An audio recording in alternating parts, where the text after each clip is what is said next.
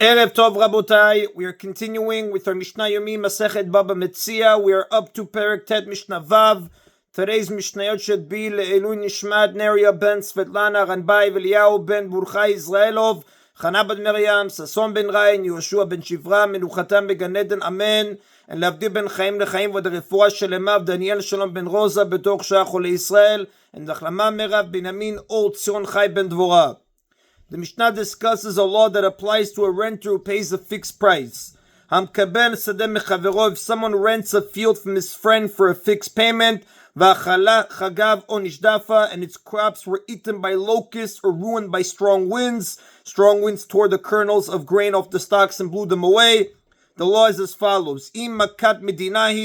If it is a regional disaster, meaning the locusts or strong winds ruined most of the fields in that area, it is considered a regional disaster if this calamity affected either most of the fields in that town or most of the fields in that immediate area.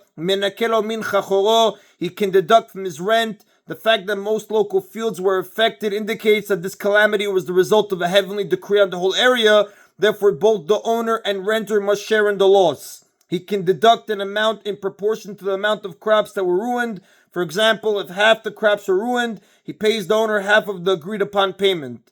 But if it is not a regional disaster, meaning most of the fields in the area were not affected, and the renter cannot deduct from his rent, in this case the owner can argue that since only the renter's crops were damaged, it must be due to the renter's bad fortune and he must absorb the loss himself. Now, the Mishnah discusses a renter who pays a fixed fee. A sharecropper who pays a percentage of the crops obviously ends up paying less if some crops are damaged, regardless of whether other fields also suffer damage.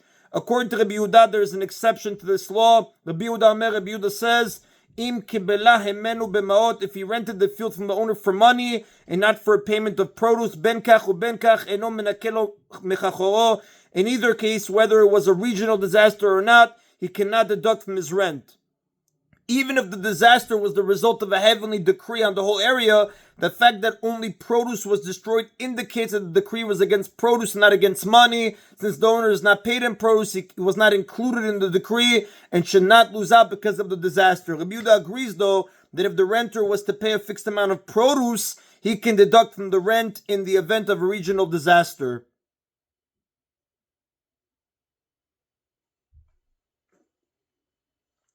And that is then of Mishnah Vav. Mishnah Zayin discusses a law about a renter who pays a fixed payment of produce. If